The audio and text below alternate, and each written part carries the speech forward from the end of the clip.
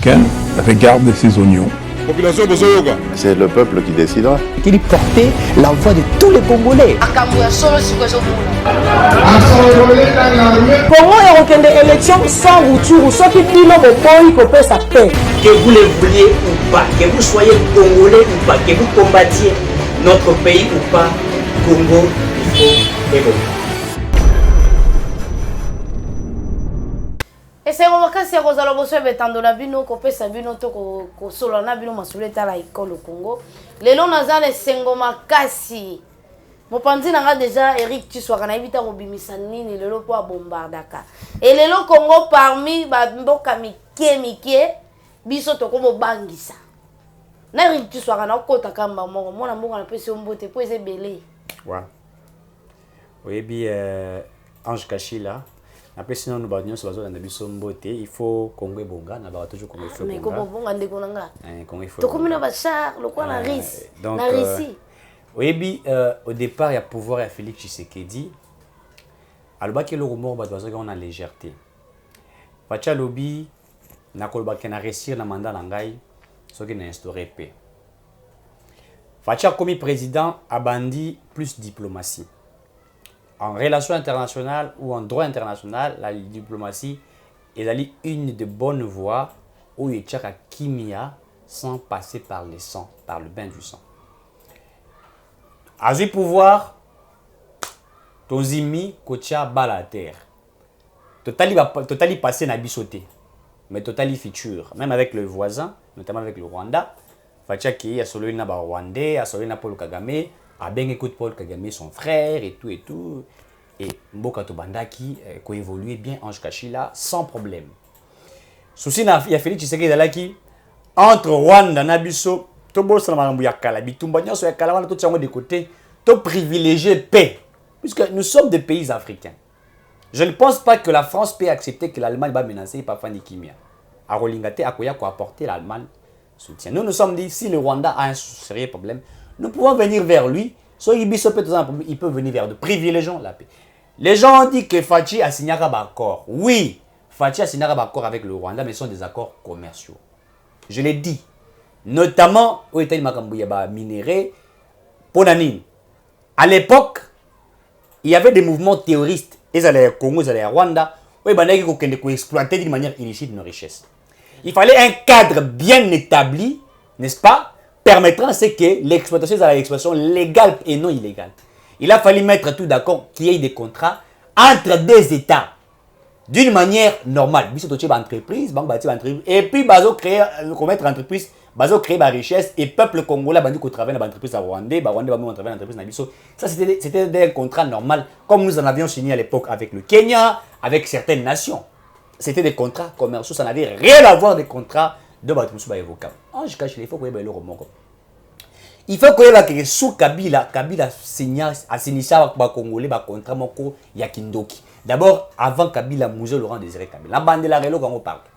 Mouzé Laurent Désiré Kabila na accord ya les Émirats, l'accord de l'Émirat a Tekambo Kanabiso. Aloba Anzima ki ba Rwandais ba koma ba Congolais. Banyamulenge na ba Rwandais ya ba origine mususu. Et puis quand on a quatre accords à l'Émirat, aloba le sol et le sous-sol appartiennent aux Rwandais. Pas aux Congolais. Appartient aux Ougandais et à cette mafieuse communauté internationale. Bien avant fameuse c'était mafieuse communauté internationale. Anzimaka. Mouzé Tangaye, pour comprendre que Tekimbo a sali un pas en arrière, a boy ko appliquer ba accord Rwandais ba Boumaye. Mouzé a koufi. Tango Mouzé a koufi, ba ke ko zwa Hippolyte Kanambe Kazembere, ba juillet mbala moko ba tché président de la République démocratique. Kazembere a commis président de la République démocratique du Congo, ba ebisie tata o ya yo président tata no akufaka pour na non respect ba accord. Yo soko sakalite onzimi ko respecter to kokato mutu. Kabila bandi ko acheminer na ba accord wana. 2009 le 23 mars, aye ko ba sa accord sur accord. Accord à l'Émirat, a sali accord à l'Émirat bis auto ko ben accord ya CNDP signé le 23 mars 2009. Na kati accord wana ndeba CNDP ba transformer comme parti politique. D'abord, parti politique reconnu, tous avons un ministère intérieur M23, ils ont un parti politique, ce qui est au monde. Et s'il était essayé na Rwandais, rebelle Rwandais, bando ko sala bitumba na CNDP, ba kota na kati ya institution. Ba kota na ba musuba kota na kati bazala ba député nationaux, ba musuba ba sénateur. ba Rwandais ba légitimement bango. Accord wana au Kabila sala. Congo était kamaka. Le Congo était vendu. Tokomi na 2012. Kabila eko bakisa accord mususu. Accord de Rubavu. Signé par Raymond Chibanda. Accord Rubavu le biso sunino Kabila Nzima. Pour nous que Kabila était un grand traître. C'est-à-dire quelqu'un en réalité il faut qu'on décapite na miso batunyonso. Accord Rubavu et lobi boy. Ba Rwandais ba ko sécuriser sécuriser ba frontière na biso nyonso.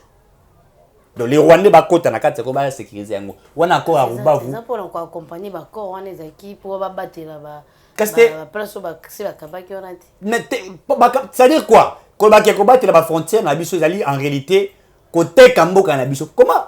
C'est pas normal. États-Unis, Aïbisa, Allemagne, il y a quoi ça les langues sécurité na ba frontière nanga. Et banandeni. Brazzaville tout ça na Brazzaville. Regarde Denis Sassou Nguesso IBC, RDC, des awana bio ko sécuriser ba frontière na biso. Non. Biso moko tout ça na capacité à sécuriser ngo. Pourquoi aller demander aux Rwandais de le faire? Oh! Nous avons eu des Rwandais dans ces pays qui ont dirigé, qui ont fait tout. Comment voulez-vous que les choses puissent avancer? Comment voulez-vous que les choses puissent prospérer? Alors que les Rwandais avaient pris la position, ils ont pris tout en RDC. On ne pouvait pas avancer. On ne pouvait pas aller loin. Les accords qu'ils ont fait.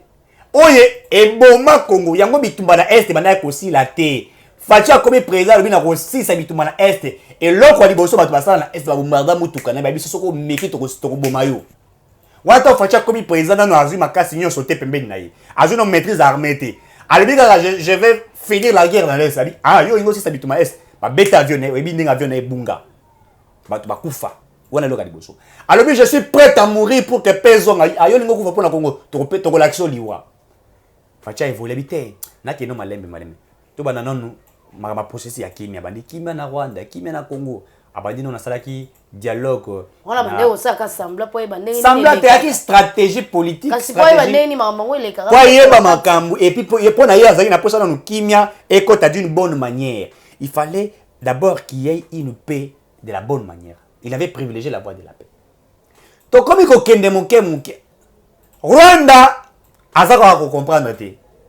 Ya kanisi le ko la biso to za basiti. Biso basi ba faible, ya sakana na biso. On a évolué. Lui est allé avec d'autres stratégies, avec la fameuse communauté internationale. On a allé pour soutenir rien. Il faut dire la France, les autres nations, pour soutenir Rwanda. Tokangi ba M23 sur le territoire, en fait, les Rwandais sur le territoire congolais. To brandi tolobi ba M23 arrêtez ça ba M23 te ali ba Rwandais sur le sol congolais. Pour ba Rwandais ba ko singa biso dialogue Ange Kachila. Ba lobi na biso to dialoguer. Or dialogue ba ko singa ezali po ba yebisa biso to respecter ba corps. Je vous dis une chose Ange Kachila. Les accords qui sont signés entre les Rwandais et certains Congolais n'engagent pas tous les Congolais. Puisque comment vous êtes partis signer des choses sans demander l'aval des Congolais? Mouzé, quand il est allé signer l'accord de l'Émirat, avait-il demandé aux Congolais est-ce que je dois signer cet accord ou pas? Il a signé étant personnalité politique, pas comme étant, pas comment dirais-je, na volonté populaire, il y a nation. Donc, il y a signé l'accord de l'Émirat, je pars signer l'accord de l'Émirat. Est-ce que il y a une assemblée nationale pour la retour à député, nous devons le faire ou pas? Toi, il y a un stade de Martin à Salagangote. Il est allé le faire. Kabila a l'accord à CNDP. Est-ce qu'ils ont demandé la volonté du Congo? Quand il faut des élections, parce qu'il y a la volonté du peuple congolais. Élections, oui. Bon, votez Bisso. Mais quand vous allez signer des accords, vous ne demandez pas aux Congolais. Maintenant, vous voulez que les Congolais puissent, que cet accord est engagé. Bon, non. Ça ne peut pas nous engager. Fatia yeba qui s'est nyonso atali ya lobi oye ko salema te loba ka sona zamona etenti sekede ba mulumba te. Tout ça eko salema te. Babi OK. Lokola yo boyi to lakisa yo. M23 sengi ravitaillement ya Rwanda. Rwanda sengi ravitaillement et na ba français les autres bazu bandi ko ravitailler ba. Na ba Ougandais. Na ba Ougandais na ba Burundi ba tout ça. Ba Ougandais na Burundi ba mission officiellement. Mais évidemment mission officiellement. Moi le président moko ya Ouganda. Tolanda qui est à l'obi car noko na ye soki nini a soutenir noko na ye tout ça. Tolanda qui ba comme isko coacher la biso ba pression. Toke na voix ya dialogue. To ba di koluba. Ba ici so bo dialoguer na 23. To tuni bango to ko dialoguer nini. OT mixage brassage na armée bakota na kati ya armée na ba institution ndenge bakora CNDP lobaka ndenge fatia lobi et lobaka ka tata nanga kufa na mabeli ya Congo te pour na kimia na kusala yango te déposer les armes un point un train yo ba isi fatia boyi to kola kisayo bitombe bandi donc la conseil de sécurité de lobby eza Rwanda biso to ko afu de de manière officielle c'est le Rwanda bandi ko nier devant les gens ce n'est pas moi c'est le Rwanda ce n'est pas moi OK to kangi des militaires rwandais to brandi na conseil de sécurité des Nations Unies to lobby c'est le Rwanda za ko buya to la kisi ba preuve nyos ba logistique yo sera to kangi OK vous a koyoka te ça va RDC lobby to ko zo ba précaution busindo landaka fatia lobara si Kagame veut la paix totale, nous ferons une paix totale. S'il veut une guerre totale, nous autres emprunterons aussi la voie de la guerre. Puisque nous ne sommes pas des femmes, nous sommes des hommes. Kagame a quitté. Ok, c'est bon. Fatia a saligno sur le sala à côté de la communauté économique des États de l'Afrique de l'Est. Na SADC a sali ba diplomatie nyonso baza koyokate. Ok. Fatia a sali to benga ka discours Oyo ABC peuple congolais. Vous allez vous rappeler. Fatia sali discours, Tondo Zelae a déclaré la guerre. Oh, on attendait à Fatia de déclarer la guerre. Oh, Fatia a déjà déclaré la guerre sans que les gens le sachent. Et puis en plus c'est ça. Comment voulez-vous que Fatia Loba a déclaré guerre alors que nous sommes déjà en guerre? Bozo Zela a déclaré mais il y a aussi Atindi Bibundeli Bachar. Mais c'est déjà Bozo Zela Loba. Oyebi pour comprendre politique, il faut qu'on l'attaque à manette et à politique. Batwana bazali bana oyo babotami siko moya kolia mkuu wa sosi ezalité ba melisa bango mabeli miliki balia. C'est fini. Fatia parlait et dans ses dires, en réalité Fatia ne s'attaquait pas au Rwanda. En réalité Fatia ne s'adressait pas au Congolais, il s'adressait à la fameuse communauté internationale. Je fais tout pour atténuer la situation, mais vous ne m'avez pas écouté. Cette fois-ci, je suis prêt à défendre l'intégrité territoriale. Première des choses, ma commandé d'avion de chasse à guerre. Tout le monde qui a 7 avions.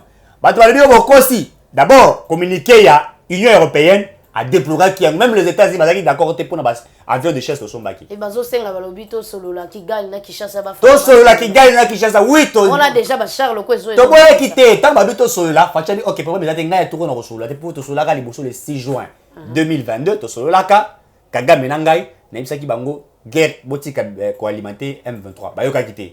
Atindi Christophe Lutunde bakenda ki bazaki le 5 novembre bazaki kuna ba sololi ba discuter Christophe Lutunde a lobby demander aux Rwandais de ne pas alimenter la guerre de M23. So ba yokite nous na biso to na voix musute ya ko défendre l'intégrité territoriale.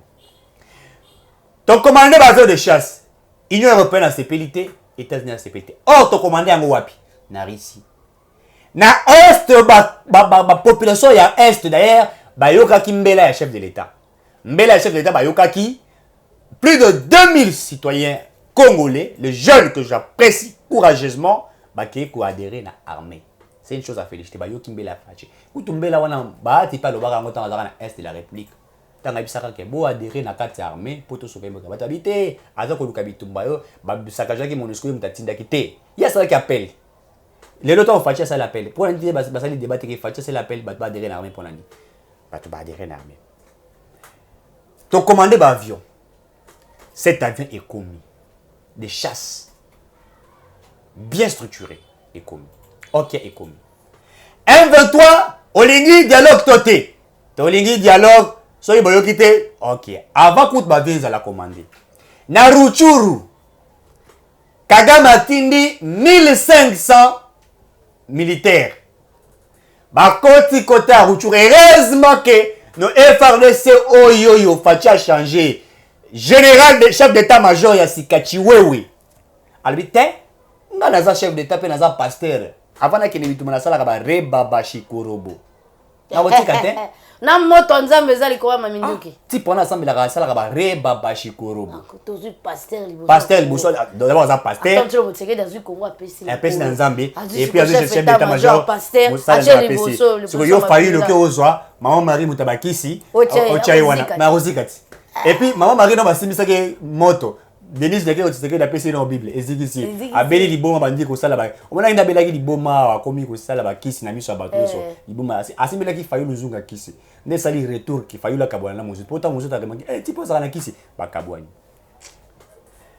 mbala moko fachi communauté nationale bandi kolela tout ça ok c'est pas un problème bobi ça batona batika bozo ko kate ok ba commande avant ba commander nanu bitumbe bandi ba militaire rwandais ba koti kota ruchu bandi ba kota be et 13 match vous venez battre mususu ba encercler M23 ba encercler ba militaire rwandais mais ça c'est betama bande de 2h à 6h 1300 là on a opé ça exact 1300 soldats il y a Rwanda balali nasi 200 blessés baki au soigner bango api na Gisenyi c'est que je dis est vrai on n'a pas voulu mettre les images comme ça pour montrer mais tu relaxes ça bango té mais c'est une évidence communiquée outil na Rwanda communiqué officiel na Rwanda 1300 militaires rwandais blessés na kuna osenga bango loko moko na opé ça ba militaire baza kolanda na est soki bobomi ba militaire rwandais bokata bango mitu botiango na nzete botelemisi yango na ba frontière na biso tu sois boyebi film oyo apocalypto na ebisi bino c'est que je dis pour partager yango je vous le dis ba militaire ya FARDC et ali ko défendre l'intégrité territoriale ora alo ba etali crimité et ali crimité je m'assume je le dis soki bobomi M23 bokati mutu bozwi nzete botubi na mutu na epi obimisi yango botelemisi yango na ba frontière na biso na sima bozwi drapeau ya Rwanda bote po bolakisa ba congolais bolakisa ba rwandais que bato bakoti sur le territoire congolais to décapiter bango na principe ya sécuriser ba frontière po to retourna bango bino koteke bo sala nini nana ngatinda kibino pour la objectif nini na sengi na bino bosali yango bozwi ba image botindeli nga na ko poster yango 1300 militaire rwandais babomi bango moi ba congolais bokomi lolendo yango esali bino makasi ya kozwa ba avion de chasse na bino collection makasi ya na bato bosengi kabila silisa bibo violé na kokoma wana donc fachi azosala musala tous ceux qui pensaient que Tshisekedi a négocié ta dialoguer na ba M23 azosala ngote et déjà ça tire à partir de l'est de la République dès les olo baboye mais ça c'est ça beta makasi. Et to yebisi ba Rwandais, je vous rappelle encore une fois de plus ba Rwandais. Bo yebisa Paul Kagame atika ko alimenter guerre. Atika ko tina ba militaire na yeba sanzo to mikelo ko langai na est. Soka yo kite to yesa bango munene lokola pepe kale. Soko munene to ba cheo mundu kito ba beto pouf we munene mena suka ki munene na yo okufi. Donc nous allons faire la guerre au Rwanda, c'est une décision que nous avons prise et to ko sala yango. Voilà. Mwana mboka na banzi tokomi na biso suka banaka na biso soki ozana eloko ko bakisa po to kabwana kasi yambo penda to sisa nyonso to kosenga bino ba image oyo fo etikala kana mitu na biso et honorer Rwanda to koyoka ye na sima ya masolo biso bokenda note et puis to koyoka susu professeur Kalele eza photo tikala ka to bosana ka makambo mingi te. Oui, et ba vidéo ba to sengi wana Kalele aza koloba aza ko expliquer accord à Ruba pour na kolobawa ndenge ba frontière de senga ki za la sécurité par ba Rwandais. Ngwanda ko expliquer personne aza ko expliquer ndenge ni armée na biso ki infiltré par ba Rwandais bato basala biso ba jewana Kabila to ba Kabila il faut to simba ye ngala ko luka ngongo mususu pa na tambola makolotiki nkati na kotuna Kabila pona nini oteka mboka na biso. Et donc il explique en détail ce qui est vrai, le Congo était vendu. C'est pourquoi aujourd'hui pour te vaincre bitumana est et sengi na biso de Ange Kassila tout ça la guerre et guerre il y a moto bandi déjà comme ça là. Voilà. Totondo bino matondo mingi totike bino ba bilili oyo to landa bongo to kokuta mbala sima.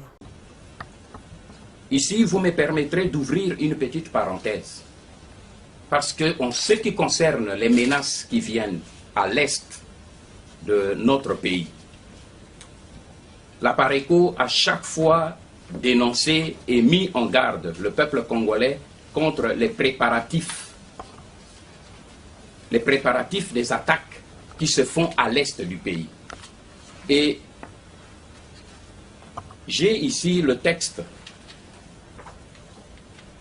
le titulé du journal Le Potentiel du 1er juin 2006. Il dit silence autour de la rébellion larvée de la 83e brigade des FARDC. Et si Kinshasa, et il pose une question, et si Kinshasa avait abandonné le Kivu? C'est le potentiel du 1er juin. Vous voyez, le journaliste pose la question, et si Kinshasa avait abandonné le Kivu? C'est cela le drame de notre pays. Kinshasa n'a pas abandonné le Kivu. Kinshasa a vendu le Kivu. C'est là la réalité. Parce que la situation d'occupation que nous dénonçons à l'est du pays, c'est une situation gravissime. Je voudrais pour ça simplement vous faire part de 2 documents. Ces 2 documents sont des documents officiels. Une lettre du commandant de la 83e, de la 8e région militaire au sud Kivu, le général Amissi Kumba, Gabriel Amissi Kumba. L'une de ces lettres qui est là est adressée au commandant en chef de l'armée rwandaise, le chef de la 8e région militaire de notre pays, qui écrit au commandant en chef de l'armée rwandaise, APR. Et qu'est-ce qu'il lui dit? L'état-major général de FARDC vient de planifier une forte offensive contre les éléments des anciens ANC dans le Massissi Ruchuru. Donc, il lui donne l'information sur le plan qui vient d'être envoyé à Kinshasa. Mais voilà ce qui suit. Mais ce qui m'intéresse à vous informer, c'est que dans les FARDC, il y a également des éléments de FDRL et des officiers ex-FAR qui sont venus de Kamina. Je vous souhaite bonne réception. C'est la lettre du 28 avril 2006. Mais ce qui est beaucoup plus grave, c'est la lettre qu'il adresse, le même commandant, qui adresse maintenant au vice-président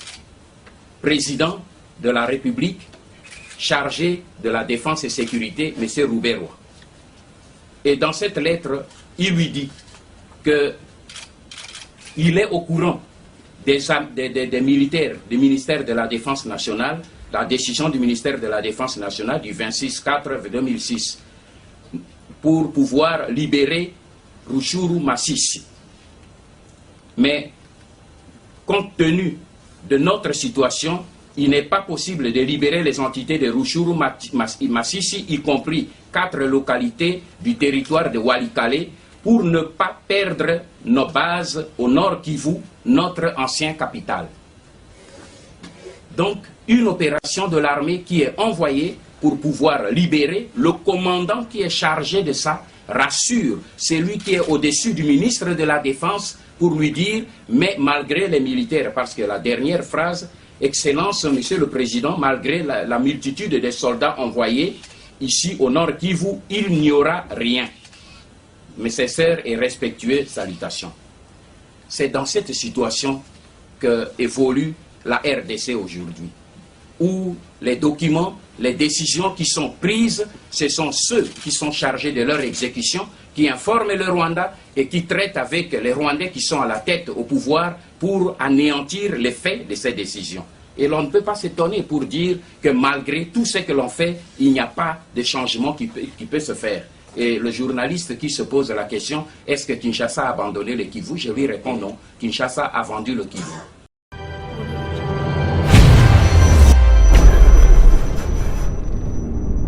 Chacun regarde ses oignons.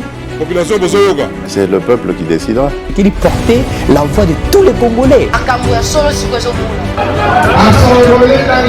Congo est une élection sans rupture. Ceux qui disent que peut sa paix. Que vous le vouliez ou pas, que vous soyez congolais ou pas, que vous combattiez notre pays ou pas, Congo, il faut évoluer.